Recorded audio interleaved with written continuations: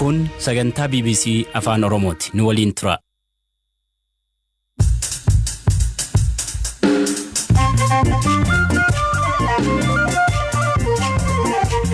Hashama kamoltan sagantaan BBC Afaan Oromoo eegalee naannoo Tigraayitti loltoonni Eertiraa namoota 3 ajjeesanii 19 madeessuu Amnesty International hime kanneen ijaan argan maal jedhu. Baay'ee dhukaafamaa waan tureef anaanis na dhahan dugda korra iddoo 3 fi garaa korra dhahameera. Bidiruu wiixataa qarqara Jibuutitti dhidhimteen kanneen dhuman keessaa garri caalu lammiilee Itoophiyaa ta'uu IOM hime. We don't have the exact numbers, but we know that the majority are Ethiopian. Lakkoofsaan meeqa akka ta'an hin beeknu garuu garri caalu lammiilee Itoophiyaadha. Ministeerri muummee Sudaan dhimma bayyaarratti hooggantoota Itoophiyaa fi Masriif marii cufaa godhachuuf waamicha dhiyeessan. Manni murtii obbo Jawaar Mohaammed Fayi pilaazmaan akka falman murteesseera. Kaanis jiru ammayyuu taana isiniif dhiyeessa. Guyyaa dheengaddaa jechuunis gaafa wiixataa naannoo Tigraay magaalaa Dawaatti haleellaa raawwateen lubbuun namoota darbuu namooti ijaan argan BBCtti himan. Gaafa wiixataa waaree dura haleellaa loltoota Eertiraatiin raawwatame jedhameen namooti nagaa ajjeefamuu fi baay'een madaa'utu ibsame. Itti gaafatamaan waajjira nageenyaa Aksum dhukaasni loltoota Eertiraan banamuu mirkaneessan namni du'e tokko jedhan. Jiraattonni garuu namoonni 8 du'uu dubbatu. Firaa'ol Balaay gabaasa qabdi. Kaleessa manaa ba'ee otuun deemuu qondaaltonni shaabiyaa karaatti natti dhufan naannoo baankii Ambassaatti dhukaasa jalqaban gara iddoo namni walitti qabameetti ture kan dhukaasan animmoo suuqii tokko keessan seene baay'ee dhukaafamaa waan tureef anaanis na dhahan dugda korra iddoo 3 fi garaa korra dhahameera. Jiraataan biraa immoo yeroo hidhattoonni kunneen gara magaalaa galanii kana raawwatan rakkoon nageenyaa magaalaa keessa akka hin turre dubbata. Konkolaataa isaanii irraa rasaasa dhukaasuu jalqaban namoonni 8 yoo du'an 19 immoo madaa'an kun ta'uun dura garuu waraannis ta'ee hokkorri hin turre. Hakiimni hospitaala rifaraalaa Aksum maqaansaa akka hin dhahamne gaafate kaleessa gara waareerraa jalqabee namoonni madaa'an 20 adawaarraa deemuu isaanii nutti himeera. Waldaan hakiimota idila addunyaa daangaa malee MSF jedhamu warreen madaa'an 20 keessaa 2 dubartoota ta'uu ibseera. 6 immoo badaa waan miidhamaniif hordoffiin olaanaa taasifamaafii jira jedheera. Rasaasa kanarraa warreen lubbuun hafan qaamni isaanii iddoo garaagaraa miidhameera jetti hakiimni waldichaa. Haleellaan kun raawwachuu kan mirkaneessan bulchiinsa yeroo naannoo Tigraayitti itti gaafatamaan waajjira nageenyaa Aksum obbo Asgadoom Siyyuum kana nutti himaniiru. Loltoonni Eertiraa konkolaataan otoo deemanii baajaajiin tokko karaa itti cufee achumaan dubbiin ka'e. Akkan odeeffadhetti namni du'e tokko abbaa baajaajiiti. Kan madaa'an immoo 5 olidha. Amma hospitaala riferaalee Aksuumitti yaalamaa jiru. Namoonni 20 du'anii kaan immoo madaa'an odeeffannoon jedhus jira. Ani aga ammaa namni tokko du'uun quba qaba. Ergasiin hordofne. Waldaan MSF kaleessa Tiwiitarii irratti namoonni madaa'an 18 adawaa hospitaala Kidaana Mihiratiitti yaalamuu fi kanneen keessaa 16 miidhaan hamaa waan irra gaheef gara Aksumitti ergaman jechuun ibseera. Mootummaan Itoophiyaa ibsa dhiyoo kana kenneen waraanni Eertiraa Tigraayii bahuu jalqabuu himee ture. Dhimma kanarratti dhaabbata mirga namoomaa falmuu fi buufata isaa UK godhate Amnesty International ibsa galgala kana baaseen haleellaa wiixataa Dawaatti raawwateen lammiileen 3 ajjeefamuu fi yoo xiqqaate 19 madaa'uu hime. Gareen kun ajjechaa kana loltoota Eertiraa Itoophiyaatti akka ba'an himametu raawwate jechuun himateera.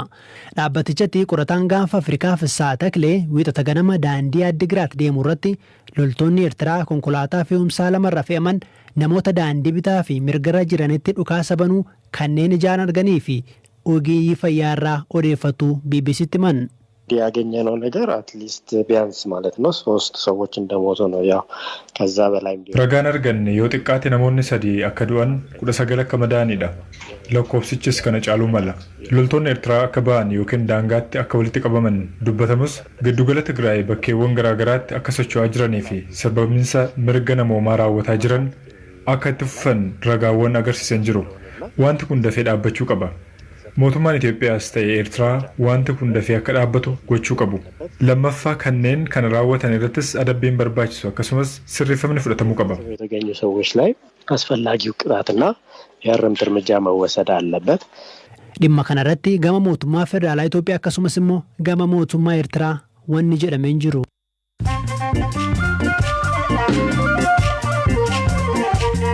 Ammoo oduuwwan gaggabaabsee isinitti himaa ministeerri muummee Sudaan Abdallaa Hamdook dhimma hidha Abbayyaa irratti marii cufaa akka taasisan hooggantoota Itoophiyaa fi Masriif waamicha dhiyeessuu Sudaan Tiriibiyuun gabaase. dhimmi hidha Abbayyaa gaanfa Afrikaatti muddama akkuma uumetti jira. Sudaan daangaa kiyya weerartee dabalataaf dhaadatti jette Itoophiyaan ministeerri jaalaa Itoophiyaa barreeffama fuula Tiwiitaraa irratti baaseen Sudaan kana gochuun nagaa fi tasgabbii gaanfa Afrikaa rakkoo keessa buusaa jirti jechuun himateera. Bunni Itoophiyaa sababa jijjiirama haala qilleensaan dhamni isaa geeddaramuu akka danda'u qorannoon idil addunyaa tokko ibse. Akka FBC'n gabaasetti qorannoon dhaabni Pootisdaam jedhamu dalage bunni guyyuu dhugnu fuulduratti dhamaa fi urgaa addaa godhachuu mala.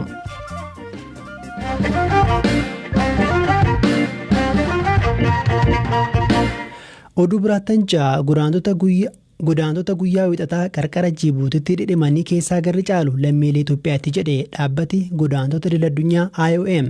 Akka ragaa dhaabbata kanarraa argannetti hanga ammaa lakkoofsa namoota bidiruu dhidhimteen lubbuu dhaban 43dha. Kanneen keessaa 16 daa'immanii 14 immoo lubbuun hafaniiru. Akka kanneen lubbuun hafan IOMitti himanitti bidiruu sanarra namoonni 60 turanii. Akka baqataa Ahmad Kamaal jedhamuu fi Yemen magaalaa Adan jiraaturraa odeeffannetti kanneen lubbuu dhaban keessaa abbaa ijoollee isaa 2 waliin du'e keessatti argama. Ijoolleen biroo qabatee deeme doonis haati warraasaa garuu lubbuun hafuu hima baqataan kun. Akka odeessa qabutti durataa koominitii magaalaa Adan Yaman kibbaa haadha manaasaa ijoollee isaa dabalatee baqattootuma naannoo kana jiranii fi haarawa gama sanaatiis dhufan walitti kukkuufamanii isaan fuutee deemaa turtee dooniin tun naannoo Baabal Mandab jedhamurraa fuutee gara Obokitti imaltee galaana walakkaa yeroo geessutti garaan galte odeessa jedhu dhageenye.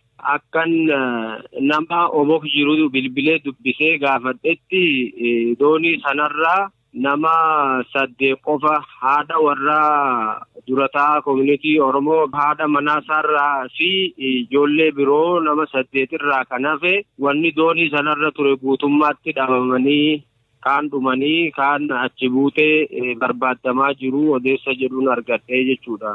Kana fakkaataa haalli jiru baay'ee nama gaddisiisaa. Jireenyi baqataa biyya kanaa ulfaataadha. Haalli biyyattiis akkuma addunyaan himaa jiru kiraayisisii addaa keessa jirti. Kana keessatti baqataan jireenya dadhabee rakkoo hamaaf saaxilamee asitti du'urraa biyyuma biyyattiin galee du'aa hamma jedhutti gaheetu jechuudha. Kanumarraa natti fakkaata. Durataan koominitii Oromootis maatii isaa qabatee asirraa gara galoo galaana idilitti malee balaa kanaaf saaxilamuunsaa rakkoodhuma kanarraa kamatte jedheetiyya.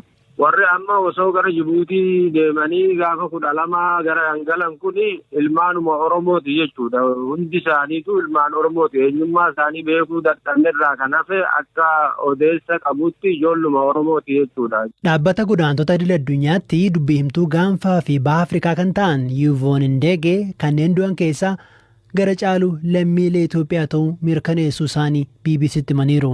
We don't have the exact numbers, but we know speaking to those involved in giving the assistance following. Lakkoofsaan meeqa akka ta'an hin beeknu garuu garri caalu lammiilee Itoophiyaadha. Lammiilee Itoophiyaan ala lammiileen biyya biraa keessa jiraachuu malu. Kana dura lammiileen Soomaaliyaa akkasumas kan Yemen wal dhibdee biyyattii jiru baqatan keessa jiraachuu malu. On these ships and of course Yemenis themselves who are fleeing the situation in their homeland. Gama kaaniin yeroo adda addaa gara caalu godaantonni Jibuutii irraa gara Yemen yeroo imalan bishaanitti dhidhimu. Amma maaliif Yemen irraa gara gaanfa Afrikaatti deebi'uu barbaadan jennee qondaala IOM gaafanneerra. This is not the first incident that we have seen of this nature. What you have in this area. Balaan akkanaa mudatee yoo agarru kan jalqabaa miti. kun wal keessa yaa'uu godaantotaati. Jireenya wayyoo qabu barbaacha Itoophiyaa, Somaaliyaa fi biyyoota bahaa fi gaanfa Afrikaa irraa gara giddu galeessa bahaatti imalu. Saawud Arabiyaa gahuuf Jibuutii keessa qaxxaamuranii gara Yamanii imalu. Akkasumas immoo daataa qabnuun 1000 kan ta'an yeroo ammaa Yaman gahanii bakka deeman rakkatanii jiru. Gaanfa Afrikaatti kan deebi'uu barbaadan jiru. Haalli kun weerara koronaa vaayirasiidhaan hammaateera. Sababii vaayirasii kanaan biyyoonni daangaa qilleensaa fi lafoo isaanii cufaniiru. Kana jechuun godaantonni 1,000 ta'an lafa gahuu barbaadan gahuu hin danda'anii jechuudha. Kunneen rakkoo hammaataa kanneen akka hanqina bishaan, nyaata, dahoo, fayyaa fi akkasumas nageenyaaf saaxilamaniiru. Wanti ammaa godaantonni sababa koronaa vaayirasii fi daangaa cufameef akkasumas rakkoo nageenyaa Yaman jiruun Yaman irraa gara gaanfa Afrikaatti kan deebi'an gara Saawud Arabiyaa qaxxaamuruu waan hin dandeenyeef. And also because of the security situation in Yemen whereby they couldn't even attempt to reach the border with Saudi Arabia. Akka dhaabbanni godaantota idil addunyaa ibsetti baatii darbee keessa godaantonni 80 osoo gara Yaman imalanii kanneen bakkaa bakkatti isaan daddabarsaniin bishaanitti darbatamaniiru. Ji'a tokko dura immoo mana hidhaa biyya Yaman magaalaa sana argamu keessatti hidhattoota Huutiin aara nama boochisuutti darbatamee ibiddi ka'ee namoonni 43 du'u hidhattoonni Huutii himaniiru. Kanneen yeroos lubbuu dhaban keessaa gara caalu lammiilee Itoophiyaati. Ergasii mootummaan Itoophiyaa lammiilee biyyatti deebisuu eegaluun isaa ni yaadatama. Ta'us ammallee kan deebi'uu barbaadan danuudha.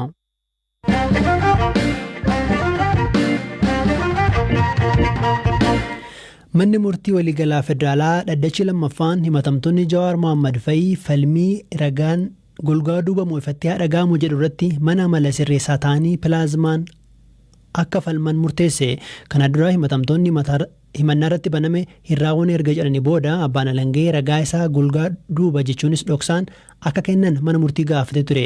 Manni murtii olaanaa federaalaa dhimmicha ilaaluu garuu ifatti akka ragaan dhaga'amu murteesse. Haa ta'u malee obbo Jawaar Fayii irratti himata kan bane abbaan alangaa federaalaa dhimmicha mana murtii waliigalaa federaalaatti ol iyyate. Manni murtii waliigalaas komiin abbaan alangaa kenne hanga dhiifatama. Manni murtii waliigalaas komiin abbaan alangaa kaasee hanga murtii argatutti adeemsi ragaa dhaga'uu haa dhaabbatu jechuun jala murtii kenne. Abugaatoo himatamtootaa keessaa tokko kan ta'an obbo Kadir Bulloo waan har'a ture akkanaan immoo. Beellamni guyyaa har'aatitti mana murtii waliigalaa federaalaatitti dhaddacha lammaffaatitti falmiin akka itti fufuu kan oliyyataa san kan jedhu ture. Bu'uuruma kanaan mana murtiitti argamnee turre achirratti maal jedhanii tokkoffaa waa lama. Tokkoffaa maamiltoonni keenya obbo Jawaar fa'aa pilaazmaan achuma ta'anii akka falman lammaffaa falmaa kan jedhutti ture. Nugaa akka falmiititti kan kaasaa turre tokkoffaa jarrii fedhiin isaanii dhaddacharra dhiyaatanii falmuudha. Kaayyoonii pilaazmaan jedhame kunillee akkaataa in principle akka bu'uuraatitti iddoo hin taane exceptional haala ta'etti sunis kan godhame armaan dura adeemsa hojii keessatti lafa fagoo mana murtii argachuu hin dandeenye irratti namni akka rakkanneef akka inni faayineef malee nama magaalaa kana jiru nama hin falma jedhu asitti hin falmitu jechuuf kaayyoon isaallee kanaa miti. Kanaaf manni murtii bakka isaan jiran falminaa kan jedhu gaafii qabne. Taatama kanaan manni murtii tokkoffaa sababa himanni sunillee nu hin geenyeef yookaan komiin abbaa alangaallee nu hin geenyeef lammaffaa gaafii lammaffaa nu kaafne kanallee kufaa godheeti gaafa 15tti falmiin akka itti fufu jedhee beellamee jira. Gama kaaniin pilaazmaan waan rakkoo godhateef dhaddachi waa'ee obbo Iskindir Naggaa ilaalu guyyaa biraatti darbu paartichi beekseera. Pirezidaantii paartii Baaldaraas Dimookiraasii Haqaaf obbo Iskindir Naggaa guyyaa har'aa jechuunis eebila 2013 mana murtii waliigalaa federaalaatti beellama qabu turani. Ta'us pilaazmaan waan hin hojjenneef eebila 15tti beellamamaniiru jedheera paartichi. Kana duras bitootessa bultii 28 abbootii seeraa 3 keessaa tokko wanta hafaniif dhimmi isaanii irratti darbe ammas eebila bultii 15tti dabarfamuun sirrii miti jechuun himatamtoonni gaafataniiru jedheera paartichi. Himatamtoonni Iskindir Naggaa, Sintaayoo Chakkol, Asteer Siyyoom akkasumas Askaala Damissee jedhaman pilaazmaadhaan ta'uura qaama dhaddacha dura dhiyaatuuf gaafatanis manni murtiin fudhannee jedheera paartichi. Akka dhaabichi ibsetti torban darbe himatamtoonni 4 mana mala sirreessaatii pilaazmaadhaan dhimma isaanii hordofanii turanii. Dhaggeeffattoota keenya sagantaan BBC Afaan Oromoo kan roobii galgalaa kanumaan xumuramaa ammayyuu taanaan ture bor walitti deebinaa halkan gaarii.